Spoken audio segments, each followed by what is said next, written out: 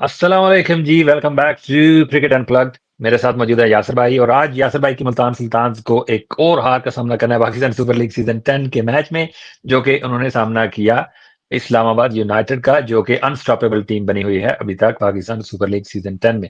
आज जरा हम बात करेंगे इस मैच के ऊपर भी ऑब्वियसली, एंड देन क्योंकि अभी थर्सडे वाले दिन को कोई मैच है नहीं, तो थोड़ा-सा एक ओवरव्यू कर लेते हैं, अभी पीछे थोड़ा मुड़ के देख लेते हैं कि किसकी डोमिनेंस चल रही है, रन्स कौन ज़्यादा बना रहा है, विकेट्स कौन ज़्यादा ले रहा है और स्ट्रगलिंग टीम जो हैं, वो क्यों स्ट्रगल कर रही हैं और उनको क्या करना होगा to come back into the tournament. और ये भी ज़रा डिस्कशन करेंगे कि अभी तक पाकिस्तान सुपर लीग के मैचेस किस तरह से हुए हैं। थोड़े से डल हैं, थोड़े से वन साइडेड हैं, उसका क्या रीज़न है, ये भी हम आपस में डिस्कशन करेंगे और हो सकता है कोई सॉल्यूशन के ऊपर आ जाएँ कि क्यों पाकिस्तान सुपर लीग में अभी तक ज़्यादातर मैचेस जो हैं वो वन साइडेड हुए हैं। तो पहले तो वेलकम करते हैं यासिर भाई को। अस्सलाम वालेकुम सर, क्या हाल है?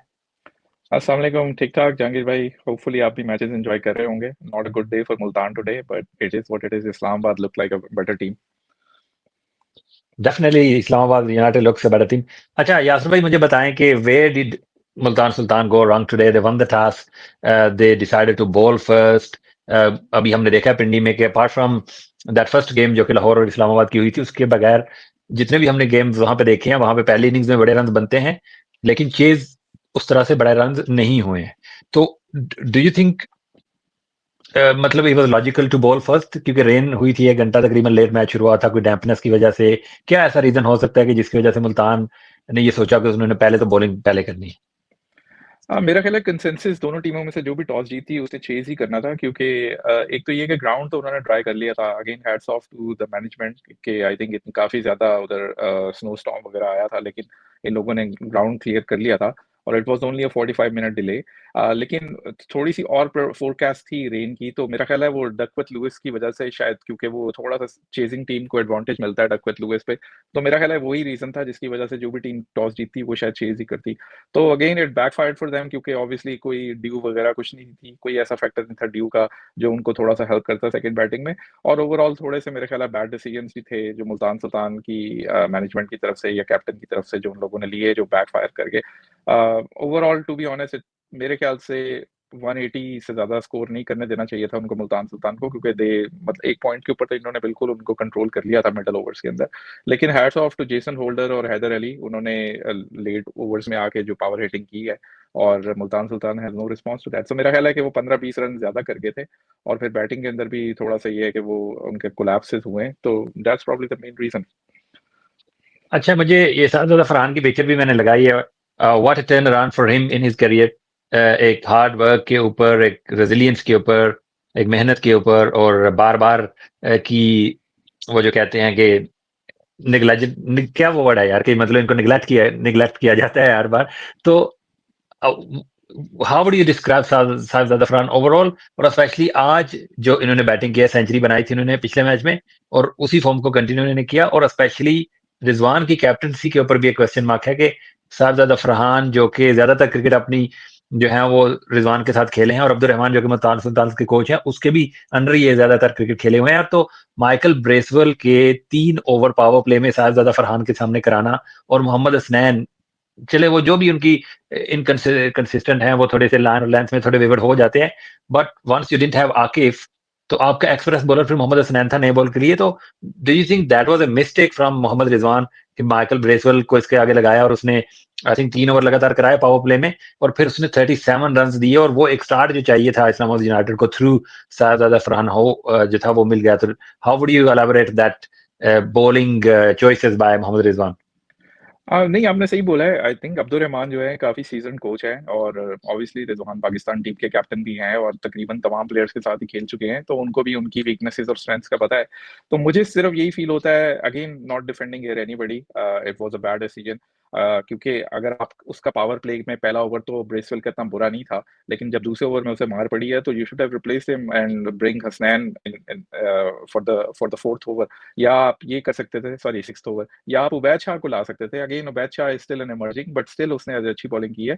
लेकिन आई थिंक थोड़ा-सा मिस्टेक हुई है, और थोड़ा-सा इनसे जो है ना वो उसको कह लें कि मिसअंडरस्टैंडिंग इनको कह सकते हैं, कि शायद ये लोग एक्सपेक्ट कर रहे थे, या जो भी गेम प्लान लोगों ने प्रिपेयर किया हुआ था साहिबजादा फरहान के लिए, it just didn't work. But yeah I mean it's still early days. I think तमाम टीमें जो हैं वो भी अपनी बेस्ट प्लेइंग 11 और बेस्ट जो है वो किस सिचुएशन में किसको लाना है वो भी एडजस्ट कर रही हैं। But having said that, it's not an excuse. मेरे ख्याल से इसको साहबजादा फरहान को फ्री रन दिया गया उसके अंदर पावर प्ले के अंदर, क्योंकि वो शुरू में थोड़ा सा स्ट्रगल कर रहे थे। विली ने लास्ट पहले मैच में काफी बुरी बॉलिंग की थी, लेकिन आज विली ने बहुत अच्छा कंट्रोल के साथ शुरू में कंट्रोल किया हुआ था इनको पावर प्ले में। लेकिन यार, nothing against Sahibzada Farhan, he looks in tremendous form. और थोड़ा he looks like he has some point to prove, क्योंकि जिस तरीके से उनको नेशनल टीम में भी सेलेक्ट किया गया, लेकिन उनको फिर कभी नंबर 5 पे बैटिंग के लिए भेजा गया, कभी नंबर 6 के ऊपर, तो उनको उनकी पोजीशन से हटा के वहां पे उनको भेजा गया जिसमें वो परफॉर्म नहीं कर सके, ऑब्वियस सी बात है। और फिर जहाँ पे उनको टॉप ऑर्डर में भी भेजा गया ऑस्ट्रेलिया वगैरह के अंदर, वहां पे ऑब्वियसली आपको 2 से 3 गेम्स चाहिए होते हैं सिर्फ एडजस्ट करने के लिए। तो उस हिसाब से थोड़े से अनलकी रहे। लेकिन आई थिंक इस महीने के अंदर उनकी शायद 4 सेंचुरियां वो कर चुके हैं ऑलरेडी, और आज 50 भी कर दी। तो he is in a good form, and he is probably a role model for all the youngsters जो बैठ के कंप्लेन करते रहते हैं कि यार हमें हमारे साथ ज्यादती होगी। The best way to shut your critics is with your bat. अगर आप बैटर हो तो आप रन्स बनाते रहो। There is no way in the world के people can ignore you. Absolutely. अच्छा यासिर भाई, एक बीच में एक ऐसा पीरियड भी आया था मैच में जहां पे मुल्तान ने कमबैक कर लिया था। हालांकि ये स्टार्ट अच्छा था साहब अफरान का, सोम अमीर ने बड़ी अच्छी बॉलिंग की, विकेट्स भी इनको मिडिल ओवर्स में मिल गए थे। But then towards the end again Jason Holder, the man in form, जो कि दूसरा मैन ऑफ द मैच ले उड़े हैं इस मैच में, उनकी बैटिंग और उसके साथ हैदर अली ने जिस तरह से आके फिर वो फिनिश किया, तो वो ऐसा एक स्टेज के ऊपर मुझे लग रहा था कि शायद 180 के करीब जो है वो मुल्तान सुल्तान रोक लेगा। दे वर इन वेरी गुड पोजीशन। तो how did you see that that was bowling, and how good Heather Ali and Jason Holder were towards the end? नहीं यार, पथेटिक बॉलिंग थी टू बी ऑनेस्ट। 17 ओवर्स में शायद इनके 150 के करीब रन थे। तो मेरा ख्याल था कि एक आध विकेट और अगर इन्होंने उस टाइम पे लेने में कामयाब हो गए तो they can restrict them 180 may be 185। तो लेकिन वो इवेंचुअली तो 200 प्लस स्कोर करके। और Jason holder, I think he is probably in supreme form at this point. Jason holder last year IPL में इस दफा उनको कॉन्ट्रैक्ट नहीं मिला, क्योंकि वो लास्ट ईयर उनकी काफी फैंटी वगैरह पड़ी थी उधर आईपीएल के अंदर। और वो उनकी जो नेशनल टीम है उसमें से भी इन एंड आउट होते रहते हैं इनकंसिस्टेंसी की वजह से। But somehow he is find his mojo back. और phenomenal 2 games for him both with. आज तो उन्होंने जो बैटिंग भी बड़ी जबरदस्त की, लास्ट गेम में भी अच्छी बैटिंग की थी, और फिर उसके बाद उन्होंने जो 4 विकेट्स भी लिए।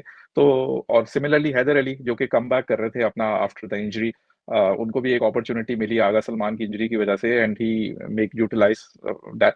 थोड़ा सा मुझे इनएक्सपीरियंस लग रहा है। एक थोड़ा सा क्रिस जॉर्डन जो है उस पे काफी रिलाई कर रहा था मुल्तान के, उनको डेथ ओवर्स में अच्छे ओवर निकाल के देंगे, लेकिन क्रिस जॉर्डन भी उस तरीके से अभी तक जो है वो परफॉर्म नहीं कर सके मुल्तान के लिए। Again it's still early days, क्योंकि अभी 2 ही गेम्स खेले हैं मुल्तान ने। और दूसरा ये कि हसनैन जो है वो भी थोड़ा सा अंडर प्रेशर ही लग रहे होते हैं। अगेन हसनैन का बड़ा एक मिस्ट्री केस है। हम लोग उस पर बात भी करते रहते हैं कि somebody who is fit enough, who is जिसमें मतलब कोई ऐसे ऐसे आपको पर्सनली कोई फील नहीं होता कि उसमें कोई इश्यूज हैं उसके बॉलिंग एक्शन में या उसकी फिटनेस के अंदर, लेकिन somehow he is not able to establish himself as a world class bowler। तो अगेन आई वुड से कि still early days for Multan, but they have worrisome sign के उनकी जो बॉलिंग है वो क्लिक नहीं करी। पहले मैच में भी उन्होंने 234 चेस करा दिया, आज भी उन्होंने 200 प्लस खा लिया। तो मेरा ख्याल है this is something Multan management should be looking to how to control those runs. अच्छा, अब जरा मुल्तान की बैटिंग की तरफ आते हैं। They started off really well.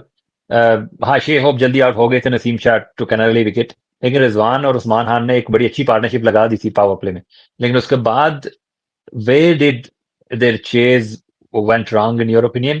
क्योंकि एक एक मुझे ऐसा लगता है कि यहाँ पे कामरान गुलाम आए थे, उन्होंने थोड़ा सा स्लो खेलना शुरू कर दिया, जिसकी वजह से रिजवान के ऊपर भी प्रेशर आया, और फिर रिजवान और कामरान गुलाम दोनों आगे पीछे ही आउट होके चले गए। तो I think for me that was the turning point, कि जहाँ पे उस्मान आउट हुए, थोड़ा सा स्लो ये हो गए, और फिर जब रिक्वायर्ड ऊपर जाना शुरू हुआ तो इनको जरूरत पेश आई बाउंड्रीज लगाने की, और वो बाउंड्रीज आई नहीं। So do you think that was the period where they actually felt a bit behind and they panicked and that's where the last wickets and वो जो प्रेशर एक जो है वो क्रिएट हुआ, जिसकी वजह से इनका चेज अनसक्सेसफुल रहा है?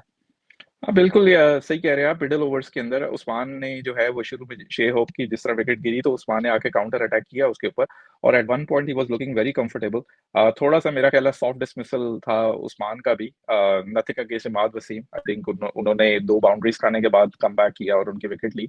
फिर उसी तरह जो फौरन बाद ही जो रिजवान है उनकी विकेट भी गिरी। तो ये जो 3 विकेट्स तकरीबन लाइन में गिरी है, रिजवान की, कामरान गुलाम की और फिर ब्रेसवेल की भी, I think with in like 20 run, 20-25 run गया। तो उसने उनकी आई थिंक थोड़ी सी बैक तोड़ दी। और इसकी वजह से फिर इफ्तिखार अहमद पे भी प्रेशर आया। डेविड विली भी मतलब यूज़फुल रन्स दे देते थे लास्ट सीज़न तक, तो वो बैटिंग के अंदर 15-20 रन्स कर जाते थे, तो वो भी उस तरीके से सपोर्ट नहीं कर सके। सिमिलरली जो जॉर्डन है, उसामा मीर है, वो भी क्विक रन 10-15 रन देते थे। तो फिर एंड पे Iftikhar was the loan warrior. थोड़ा-सा मुझे ये है कि इफ्तिखार भी ऑब्वियसली विकेट्स गिर रही थी, तो उन्होंने भी थोड़ा-सा टेम्पो स्लो कर दिया था शुरू में काफ़ी। तो एंड पे वही हुआ कि उसका भी प्रेशर बिल्ड हुआ। तो overall I think their plan didn't work, so obviously Multan has lots of thing to worry about after dismissal two games. एक देखे ना, अब इस्लामाबाद यूनाइटेड एक ऐसी एग्जांपल है कि जब आपके लिए हर चीज, जब आपके अच्छे दिन चल रहे हो ना, तो हर चीज आपकी फेवर में चली जाती है। अब इतने चेंजेस वो कर रहे हैं तकरीबन हर मैच में। सलमान लियागा, one of the key players, वो इंजर्ड हो गए। मैथ्यू शॉर्ट, जिन्होंने अभी तक कोई गेम नहीं खेली है, हमें ये लग रहा था कि he would be their MVP of the season, लेकिन अभी तक कोई गेम उन्होंने नहीं खेली है। फिर नीचे एमर्जिंग प्लेयर, वो हर मैच में डिफरेंट खिला रहे हैं। बॉलिंग में वो चेंजेस कर रहे हैं, लेकिन फिर भी हर चीज उनकी फेवर में जा रही है। तो वो हाउ, ये कैसे होता है टीमों के साथ कि जब आप जीत रहे हो तो you find different ways to win the games, चाहे कोई भी आप 11 खिला दो। तो आज वो तारिक भाई के साथ वो डीएम में हमारा हो भी रहा था, तो वो कह रहे थे सलमान इलाहा को शायद मिस कर रहे हैं। मैंने बोला इस्लामाबाद यूनाइटेड इस टाइम के ऊपर किसी को भी मिस नहीं करेगी, ये किसी को भी खिला दें, ये फिर भी जीत जाएंगे। Is it a sign of a good environment in the dressing room, या फिर वो जो एक विनिंग हैबिट आपकी बन जाती है, और जो भी उस एक हैप्पी एनवायरनमेंट में आके खेलना शुरू करता है वो जीतता जाता है, या do they have enough quality even on the bench कि जिसकी वजह से वो जीत रहे हैं? यार जहांगीर भाई, एक वो इंग्लिश में कहते हैं ना फ्रेज है कि success has many fathers but failure is an orphan. तो जब आप जीत रहे होते हो ना, तो हर चीज आपको लग रहा होता है कि मैं जो भी डिसीजन कर रहा हूँ ना, it's working out for me. और सिमिलरली अगर आज आप शादाब की बॉलिंग देखें या फर्स्ट मैच में शादाब की बॉलिंग देखें, it wasn't on par with the international standard of bowling. और Shadab we know has been struggling for a while, लेकिन समहाउ बैटर्स उनको हिट नहीं कर सक रहे, या हिट करने जाते हैं तो आउट हो जाते हैं। मुझे लगता है कि ये भी एक बहुत की पॉइंट है कि जो दूसरी टीमें हैं against Islamabad United, they need to target Shadab, ताकि अगर शादाब को वो, Shadab is a weaker link in their bowling, अगर वो शादाब को स्कोर करने में कामयाब हो जाते हैं, तो they need to bring their six bowling option और सेवन बॉलिंग ऑप्शन। तो that something they can exploit. Again Jason Holder जो है, nothing against him, he is bowling phenomenally well, he is in a good form, लेकिन अभी तक मुझे लग रहा है कि शायद उसके टॉल आर्म की वजह से बैटर्स उनको उस तरीके से पिक नहीं कर सक रहे। तो अगर जेसन होल्डर को भी थोड़ा सा ये अटैक करने की पोजीशन में जाए, तो then see what's gonna happen, because teams crumble under pressure जब एकदम से उनके अटैक होता है। तो अगेन या अभी आई थिंक इस्लामाबाद के अच्छे दिन चल रहे हैं, लेकिन हैविंग सेड दैट, मुझे लग रहा है कि they have peak too early in the tournament. अभी it's just start of the tournament and looks like everything is fall in place. तो यूजुअली जो टीमें majority of the time tournaments में आगे जाती हैं या जीतती हैं टूर्नामेंट्स, वो थोड़ा सा लेट पीक करती हैं, और वो अपनी जब प्ले ऑफ्स वगैरह स्टार्ट होते हैं, तो उस टाइम पे वो अपनी मैक्सिमम पीक पे होती है। तो लेट्स होप कि Islamabad will continue this momentum, but still it's a long tournament. अभी स्टिल उनके 7 गेम्स है, तो let's see how they gonna shuffle their players and keep the winning formula. अच्छा, एक before I forget and then we'll move on to कि ये season अभी तक कैसा रहा है और कहाँ पे टीमें स्टैंड कर रही हैं। वन इम्पोर्टेंट प्लेयर जो कि थोड़ा सा एक आप कह लें कि एक साइलेंट किलर के तौर के ऊपर इस्लामाबाद यूनाइटेड में अभी तक इन तीनों मैचेस में उसका किरदार रहा है, दैट इज इमाद वसीम। अब इमाद वसीम की बॉलिंग देखे ना इस सीजन में अभी तक, he is going under the radar, क्योंकि मैन ऑफ द मैच वाली परफॉर्मेंसेस नहीं आ रही कि 5 5 आउट वो करते भी नहीं है, और बैटिंग वो कर नहीं रहे इस बार। अब I don't know whether is not fully fit या उनकी कोई फॉर्म अच्छी नहीं चल रही, जिसकी वजह से नसीम शाह वगैरह भी इसके ऊपर आगे बैटिंग कर रहे हैं। लेकिन विद द बॉल, एक तो वो नए बॉल के साथ बॉलिंग अभी नहीं कर रहे हैं, आज उन्होंने पावर प्ले के बाद आके बॉलिंग शुरू की थी शायद। But the kind of impact that he is creating, के रन वो देते नहीं है, अटैक उनके ऊपर आप कर नहीं सकते freely, and then he takes those crucial wickets कि जिसकी वजह से इस्लामाबाद यूनाइटेड हमेशा गेम में रहता है। तो how important Imad Wasim is for this Islamabad United bowling lineup? नहीं यार, Imad has been their reliable bowler for years now. I think last year ये वो आया है, लेकिन उससे पहले भी इमाद वसीम जो है वो इकोनॉमिकल होता है हमेशा ही। इट्स जस्ट कि वो हिटिंग कॉल जो विकेट्स कॉलम है उसके अंदर उसके विकेट्स इतने ज्यादा नहीं होते, but he always choke the runs. और आज भी मेरे ख्याल से Shadab is captaining very well this Islamabad United team, क्योंकि इमाद वसीम को वो मुख्तलिफ फेजेस के अंदर लेके आ रहा है। और मुश्किल ओवर्स कर रहे हैं इमाद वसीम। तो he is kind of like a silent warrior इस टाइम पे इस्लामाबाद यूनाइटेड के लिए। थोड़ा-सा मुझे उनकी फ़िटनेस के इश्यूज़ लग रहे हैं, क्योंकि आज भी एक बड़ा सिंपल कैच ड्रॉप किया उन्होंने पहले ओवर में नसीम के। उसके अलावा भी जिस तरीके से उनको बैटिंग में इस्लामाबाद यूनाइटेड ने काफ़ी लो डाउन द ऑर्डर रखा हुआ है, तो मुझे लग रहा है कि he is not like 100% of his fitness. But यार, who cares about your fitness if you are bowling this well, और इस्लामाबाद विल होप कि उनकी बैटिंग की उनको ज़रूरत ना पड़े। तो again very, very valuable contributor to Islamabad United team. उनका बैलेंस जो है उनकी वजह से बहुत ज़्यादा वो सही है इस टाइम पे। एब्सोल्युटली। अच्छा जी, let's move on to this season so far, क्योंकि एक ब्रेक है आज, तो थोड़ा-सा रिव्यू कर लेते हैं कि अभी तक के जो मैचेस हुए हैं उसमें क्या हालात हैं। तो जैसे कि इस्लामाबाद यूनाइटेड के गुण हम गा रहे हैं, तो राइटली सो, बिकॉज़ इन अभी तक 3 मैचेस खेले हैं, तीनों ही जीते हैं, फुल डोमिनेंस दिखाया है, नंबर 1 के ऊपर हैं। लाहौर कलंदर्स ने हालाँकि बुरा स्टार्ट किया पहले मैच में, लेकिन दूसरे मैच और तीसरा मैच उन्होंने जीता against Karachi and against Quetta Gladiators, और वो हैं दूसरे नंबर के ऊपर। फिर कोयटा ग्लैडिएटर्स है तीसरे नंबर के ऊपर, जिन्होंने ज़ल्मी को हराया और लाहौर से बुरी तरह हारे। उसके बाद कराची किंग्स जो है वो भी अभी तक टॉप 4 में है, 2 मैचेस उन्होंने खेले हैं, 1 हारा है, 1 जीता है, and there are 2 teams, Multan Sultans and Peshawar Zalmi, जिन्होंने अभी तक कोई मैच नहीं जीता है।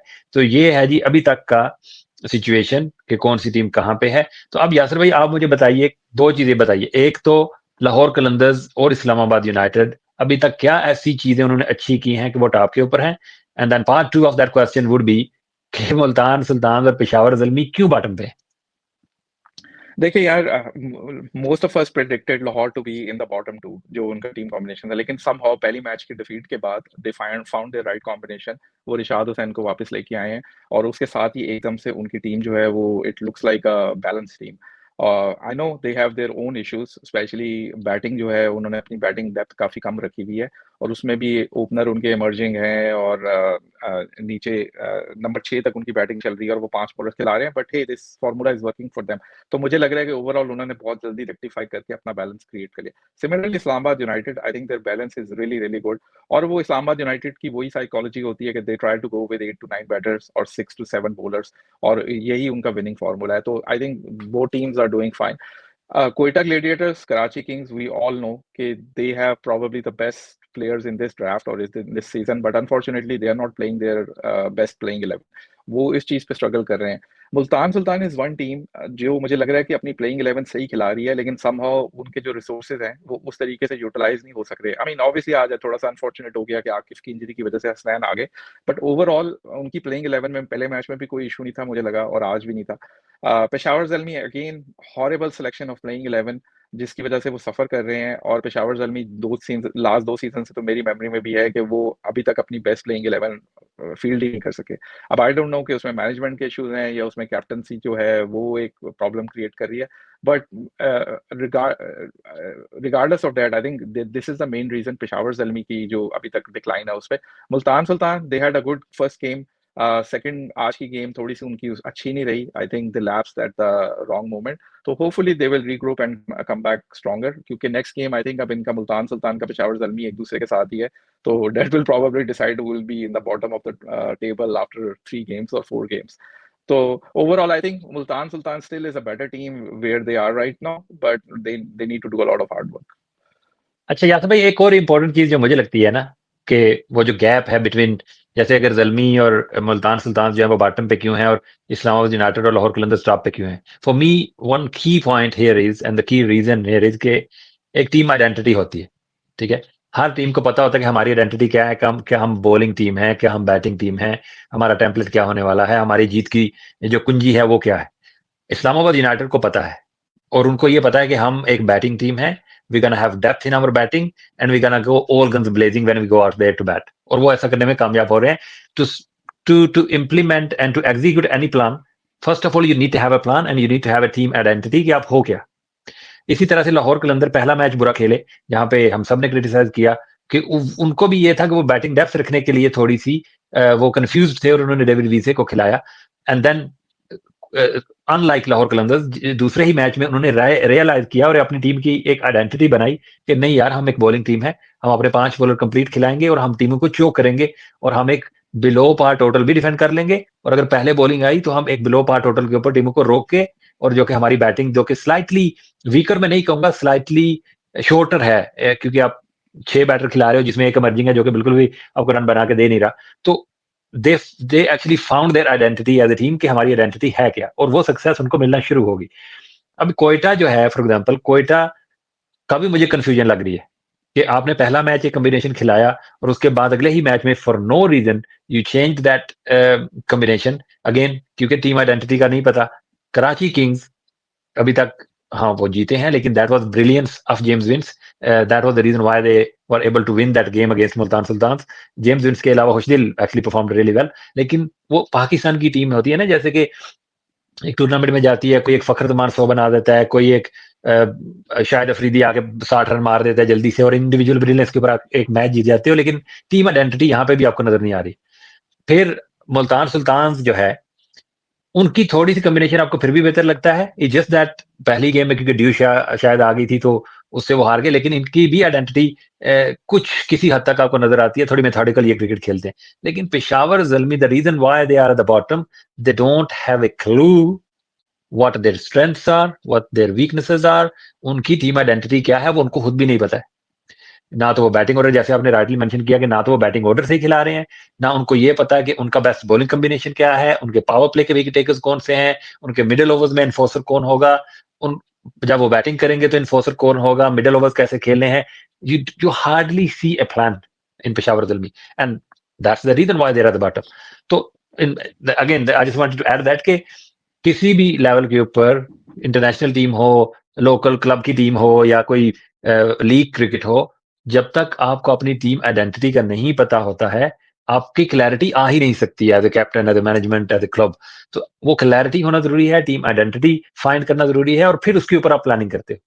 So do you think that is one reason and the clear difference between the top two teams and the bottom two teams or like the bottom four teams? नहीं, नहीं, आप सही कह रहे हैं, बिल्कुल यू नेल्ड इट। और मुझे थोड़ी-सी डिसअपॉइंटमेंट भी है कि पेशावर ज़ल्मी जो है, उसकी मैनेजमेंट काफ़ी सीज़न्ड है। ये भी नहीं है कि वो लोग कोई नए कोचेज़ लाके बिठा दिए उन्होंने। मतलब मोहम्मद अकरम जो हैं, काफ़ी सीज़न्ड प्लेयर भी रहे थे और काफ़ी देर से पेशावर ज़ल्मी के साथ हैं। उसके साथ इंज़मामुल हक उनके सपोर्ट रोल के अंदर हैं। फिर पिछले साल तक डैरेन सैमी जो कि पहले प्लेयर थे, उनके काफ़ी कोर प्लेयर थे, फिर उनकी कोर मैनेजमेंट का पार्ट है। और बाबर आज़म का भी अब उनके साथ तीसरा सीज़न है मेरे ख्याल से। तो ओवरऑल तो इन लोगों को अब तक अपने इश्यूज़ जो हैं वो रेक्टिफ़ाई कर लेने चाहिए, लेकिन अनफॉर्च्यूनेटली आई डोंट नो कि अब उनके दिमाग में क्या चल रहा है, ये तो हम लोग नहीं बता सकते कि वो किस कॉम्बिनेशन को बेहतर समझ रहे हैं या नहीं समझ रहे। लेकिन अगर हम 10,000 फीट ऊपर भी बैठें, तो उनकी स्ट्रैटेजी हमें देख के तो यही नज़र आती है कि Babar everybody should be playing around Babar, Babar needs to play at और उनके पास इनफ फायर पावर है, जो कि अगर बाबर चलते हैं, तो वो बैटिंग के हिसाब से वो स्कोर डाल सकते हैं। लेकिन अनफॉर्च्यूनेटली वो बाबर शायद इस टाइम पे फॉर्म में नहीं है और साइम भी उस तरीके से अभी तक 2 मैचेस में नहीं चल सके। लेकिन बॉलिंग में उनके बेपनाह इश्यूज़ हैं, उनके बैलेंस के इश्यूज़ हैं, फिफ्थ बॉलर का इश्यू है। तो आई होप कि नेक्स्ट गेम जो है वो बेटर प्रिपेयर होके आएँ और बेटर कॉम्बिनेशन खिलाएँ। तो maybe I think they will start winning some games as well. जी, अच्छा एक चीज़ इस्लामाबाद यूनाइटेड के ऊपर मैं आपसे पूछना चाह रहा हूँ कि चलें वो आगे जो मैं एक दिखाने वाला हूँ उसमें आपसे पूछ लूँगा। तो पेशावर ज़ल्मी का तो आपने बता ही दिया कि उनको क्या बेहतर करना पड़ेगा, कॉम्बिनेशन बदलने पड़ेंगे, बॉलिंग अपनी ये सोचना पड़ेगा कि कौन से ऐसे बॉलर्स हैं जो कि हर गेम में 220 ना खाएँ, कभी 170, 180 के ऊपर भी रोक लें और अगर कोई थोड़ा-सा कुशन उनको बैटिंग को दें जो कि अभी तक नहीं मिल रहा है और की प्लेयर्स ऐसे जैसे आपने कहा कि वो फ़ॉर्म में भी नहीं है। अब एक चीज़ मुझे बताएँ कि अपार्ट फ्रॉम पेशावर दरमियान चलो वो तो स्ट्रगलिंग आपको नज़र आ रही है। ऑब्वियसली ये डाउन एंड आउट वो बिल्कुल भी नहीं है। It's a long tournament. Multan अल-ज़न्बी if they play better cricket with better combinations they can make a comeback. पर अब ये बताएं कि इस्लामाबाद यूनाइटेड को कौन-सी ऐसी और टीम आपको लगती है कि जो चैलेंज कर सकती है वो फॉर दैट टॉप पोज़ीशन?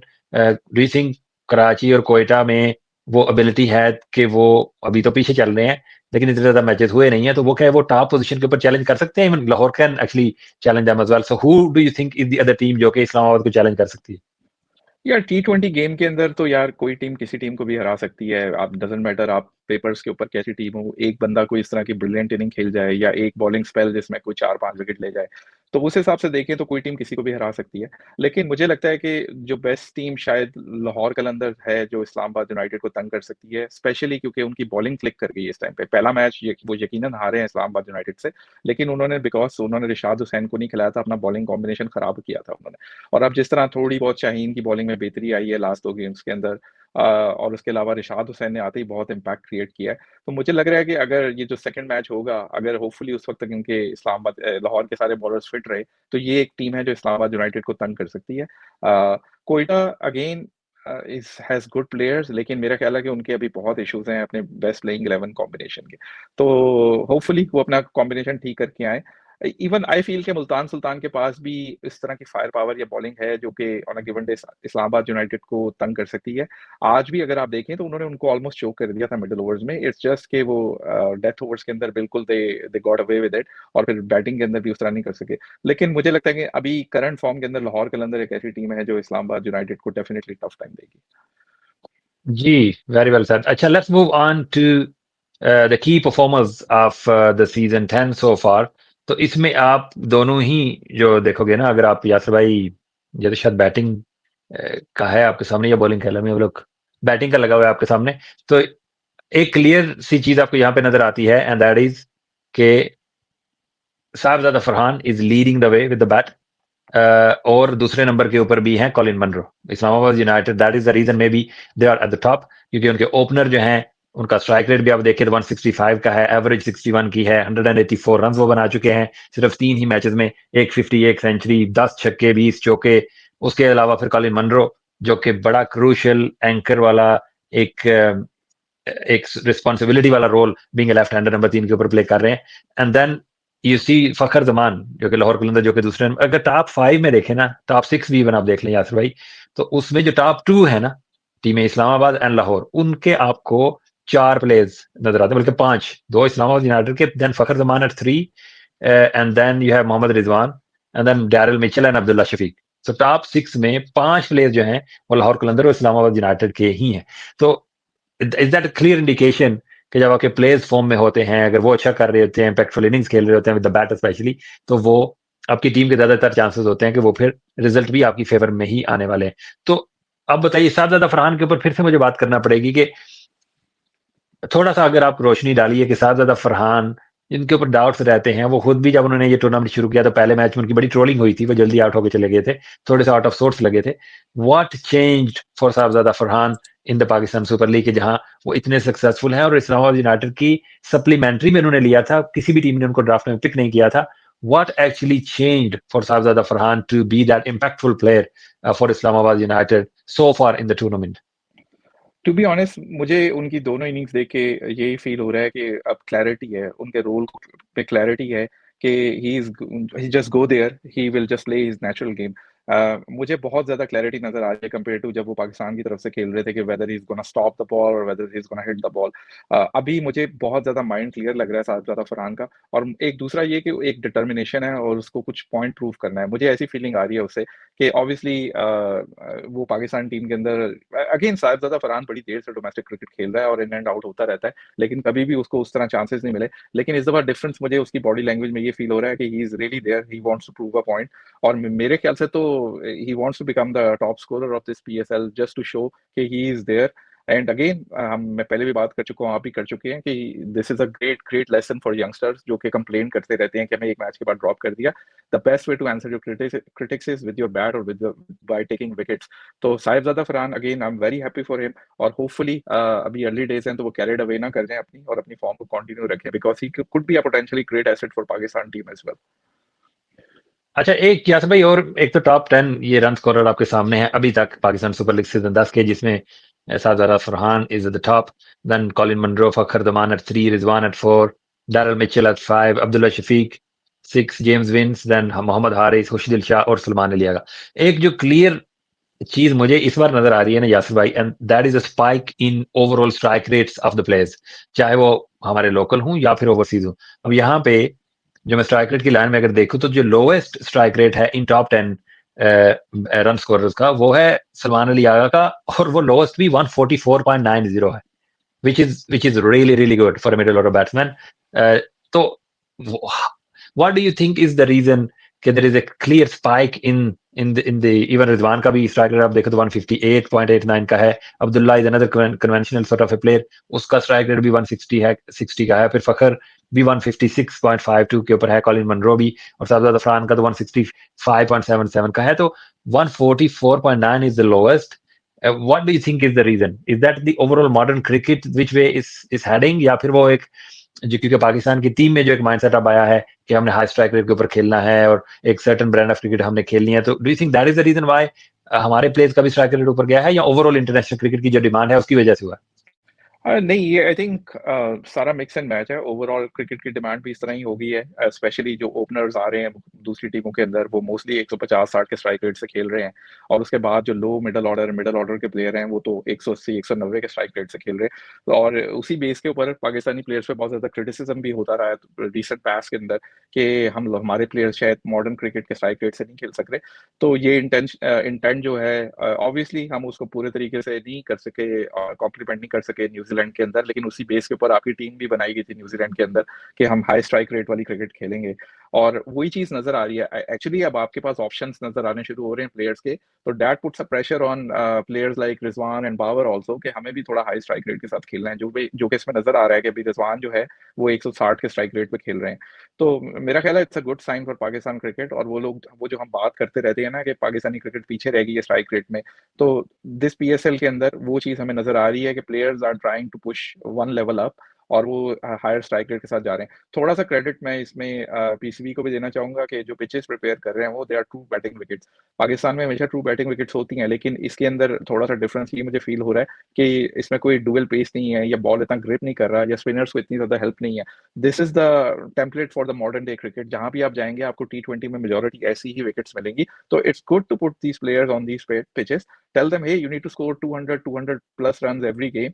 और फिर उसके बॉलर जो हैं उन पे भी प्रेशर डलेगा कि they need to defend those totals. Problem हमारे साथ ये हो रहा है कि हमारे बैटर अगर किसी मैच में बाहर जाके 200 डाल भी देते थे, तो हमारे बॉलर आराम से पड़वा देते थे, क्योंकि we are just used to scoring 160 to 180 run.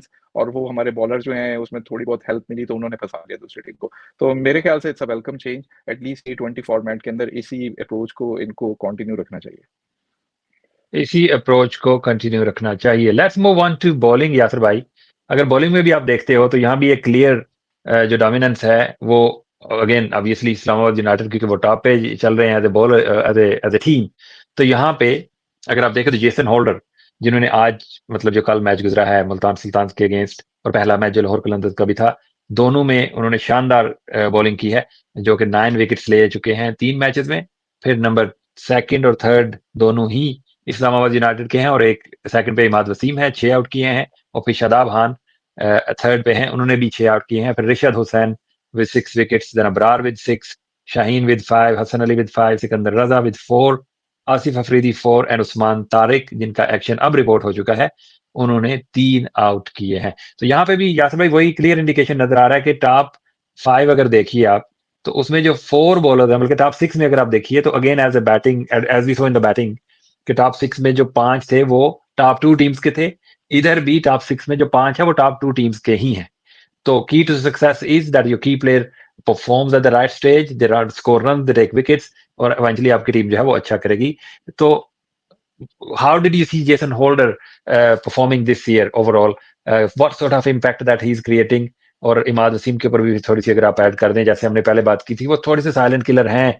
वो ओवरऑल जब हम मैच की बात करते हैं तो शायद नजर नहीं आएंगे, लेकिन as you could see here कि 3 मैचेस में 6 आउट कर चुके हैं, और economy is very very impressive actually. 6.67 की इकोनॉमी है, और मुश्किल जगह के ऊपर वो बॉल कर रहे हैं। तो एक तो जेसन होल्डर का बताइए, और फिर इमाद वसीम का बताइए कि कितना इम्पैक्ट रहा है अभी तक इन दोनों का for Islamabad United to be at the top. यार जेसन होल्डर के लिए तो अभी तक रेवलेशन है ये टूर्नामेंट पीएसएल का। ऑब्वियसली अभी सिर्फ 3 गेम्स हुए हैं, तो he needs to continue this momentum. तो आई फील, लेकिन अभी तक तो उसकी बहुत अच्छी फॉर्म चल रही है। स्पेशली जो वेरिएशन कर रहा है ना वो पेस की। आज मैं एक्चुअली एक ओवर उसका देखा है जिसमें वो हर बॉल पे अपना एंड चेंज कर रहा था, या वो अराउंड द विकेट आ रहा था या ओवर द विकेट आ रहा था नेक्स्ट बॉल के ऊपर। तो ही कीप्स ऑन गेसिंग द बैटर्स। और मेरे ख्याल से थोड़ा सा जो उनकी हाइट है उसका भी एडवांटेज मिलता है उनको। तो so far he is doing brilliantly well. That's why he is on the top. थोड़ा सा ये है कि हमारे बैटर्स ने उसको भी उस तरीके से अच्छे तरीके से भी नहीं खेला, but nothing against him, to his credit he delivered so far. और सिमिलरली इमाद वसीम पे हमने पहले भी बात की है कि I think he is more of a like a silent contributor, लेकिन उसका इम्पैक्ट तो कोई भी बंदा उससे इनकार नहीं कर सकता। शादाब इस लिस्ट में थोड़ा-सा अजीब लगता है मुझे, स्पेशली कि जो उसकी बॉलिंग की क्वालिटी है, वो अभी तक उसी लेवल पे है जो पीएसएल से पहले थी, और वो पिछले 1 डेढ़ साल से काफ़ी स्ट्रगल कर रहे हैं। But somehow maybe it's a good sign कि वो इतनी अच्छी बॉलिंग करके भी नहीं भी अगर विकेट्स ले रहे, तो may be that will help him with his confidence, और होपफुली वो अपनी बॉलिंग को आगे इंप्रूव करते जाएँ। बाकी एक सरप्राइजिंग चीज़ अगर आप देखें, तो इन टॉप 10 बॉलर्स के अंदर 7 स्पिनर आपको नज़र आ रहे हैं। अभी हम थोड़ी देर पहले बात कर रहे थे कि ये बैटिंग विकेट्स हैं सारी की सारी, और इसमें कोई स्पिनर्स को इतनी ज़्यादा हेल्प और सपोर्ट नहीं है। बट आई फील कि अगर 7 स्पिनर आपको अभी तक इसमें नज़र आ रहे हैं, तो that's a good sign also for Pakistan, क्योंकि हम लोग स्पिनर्स के की वजह से बहुत स्ट्रगल कर रहे थे। और इसके अंदर हम अगर उस्मान तारिक को देखें, आसिफ अफरीदी, फिर सिमिलरली इब्रार, ये सब बहुत अच्छी बॉलिंग कर रहे हैं इस टाइम के ऊपर। थोड़ा-सा उनके साथ उस्मान तारिक के साथ आपने जिस तरह बताया कि मिसहैप हो गया कि उनका एक्शन रिपोर्ट हुआ है। बट पहले भी उनका एक्शन रिपोर्ट हुआ था, तो hopefully he will come back stronger. अभी तो वैसे भी वो खेल सकते हैं जब तक उनको दोबारा कॉल नहीं किया जाता। तो मेरा ख्याल है ओवरऑल ये पीएसएल जो है अभी तक पाकिस्तान के लिए काफ़ी पॉजिटिव न्यूज़ लेके आ रहा है, with spinners, with better strike rate, और स्पेशली और टॉप परफॉर्मर्स जो हैं they are punching above their weight. बड़ा अच्छा आपने ये आइडेंटिफाई किया यासिर भाई, क्योंकि ये पाकिस्तान सुपर लीग का जब ड्राफ्ट हो रहा था तो उसमें भी बार-बार ये कहा जा रहा था कि स्पिन हैवी टीम्स वो बनाने की टीम्स कोशिश कर रही थी, बैटर्स भी वो पिक करने की कोशिश कर रही थी जो स्पिनर को अच्छा खेलें। तो वो एक क्लियर इंडिकेशन अभी अर्ली है, अभी इतनी ज़्यादा टर्न हमें देखने को मिली नहीं है ख़ास किसी भी पिच के ऊपर, इवन देन स्पिनर्स जो है वो डोमिनेट कर रहे हैं ओवरऑल। तो डू यू थिंक कि going deep into the tournament जब ज़्यादा क्रिकेट हो जाएगी, दिन ब दिन गर्मी भी ज़्यादा हो रही है, अभी मुल्तान में या लाहौर में मैचेस नहीं हुए, तो जब वहाँ पे भी क्रिकेट जाएगी, तो वहाँ पे भी शायद थोड़ी-सी एक्स्ट्रा टर्न या हेल्प, स्पिन टर्न तो कहना थोड़ा एक्ज़ैजरेटेड होगा, थोड़ी-सी हेल्प जो है स्पिनर के लिए थोड़ी शायद ज़्यादा हो, बिकॉज़ मुल्तान में स्पेशली हीट ज़्यादा है। कराची में तो ये है कि वो सी ब्रीज़ भी आ जाती है, फिर वहाँ पे एक ड्यू का भी फैक्टर आ रहा था, तो अगर ड्यू का फैक्टर नहीं होता और मुल्तान और लाहौर में अगर स्लाइटली स्लोअर साइड के ऊपर विकेट्स जाती हैं, तो डू यू थिंक के spinners can actually dominate even more going deep into the tournament? नहीं, डेफ़िनेटली होगा, और स्पेशली अब जब इस वीक के बाद आई थिंक ये जो पीएसएल है इसकी लेग लाहौर और मुल्तान की तरफ मूव कर जाएगी, कराची से गेम्स खत्म हो जाएँगे। तो जब और स्पेशली इस दफ़ा पीएसएल जो है वो अप्रैल मई के मंथ तक जा रहा है, तो स्पेशली हीट के साथ-साथ थोड़ा-सा पिचेज़ जो हैं वो भी बेक्ड होंगी, तो उसमें स्पिनर्स को हेल्प मिलेगी, और मेबी थोड़ी-सी डुअल पेस भी हो सकती हैं उसके ऊपर गर्मी की वजह से। तो मेरा ख़्याल है जैसे-जैसे टूर्नामेंट प्रोग्रेस होगा, पिचेज़ थोड़ी-सी मुश्किल होती जाएँगी खेलने के लिए। तो that gives another test to the batters, जो कि बैटर फ्री फ्लोइंग बैटर्स हैं, उनको अगर थोड़ा-सा डिफिकल्ट पिच पे खेलना पड़ता है, तो maybe it's another test for them. तो डेफिनिटली आई थिंक स्पिनर जो हैं वो मोर और मोर जो है वो पिक्चर के अंदर आते जाएँगे, जैसे-जैसे टूर्नामेंट जो है वो फाइनल स्टेजेस की तरफ मूव करेगा। जी, वेरी वेल सेड यासिर भाई। आज हमने पूरी कोशिश की कि ओवरऑल कवर किया जाए कि क्या रीज़न्स हैं कि टॉप के ऊपर कौन-सी टीम जा रही है और क्या रीज़न है कि बॉटम के ऊपर कौन-सी टीम जो है वो जा रही हैं। तो आई होप कि आपको भी हमारा ये शो पसंद आया होगा और आप भी कमेंट सेक्शन में बता सकते हैं कि आपकी नज़र में what are the reasons behind Peshawar Zalmi at the bottom and Islamabad United जो है वो they are doing so well. तो यासिर भाई, बहुत शुक्रिया आपका भी। एक रेस्ट आ रही है आज के दिन, पीएसएल का कोई मैच नहीं है, तो देखने वाले को यही है कि हमारी वीडियो देख लीजिए और थोड़ा-सा रिव्यू कर लीजिए कि पाकिस्तान सुपर लीग में अभी तक हुआ क्या है और आगे क्या होने की तवक्को है। तो यहीं तक रखते हैं आज की शो को और शुक्रिया अदा करते हैं आपका भी and thank you very much for watching. जो भी देखेंगे इंशाल्लाह आगे जब पीएसएल के मैचेस दोबारा से शुरू होंगे फ्राइडे को, तो फिर दोबारा से प्रीव्यूज़, रिव्यूज़ जो है वो भी आपके लिए रेगुलर बेसिस के ऊपर लेके आते रहेंगे। Thank you very much for watching. अल्लाह हाफ़िज़। अल्लाह हाफ़िज़।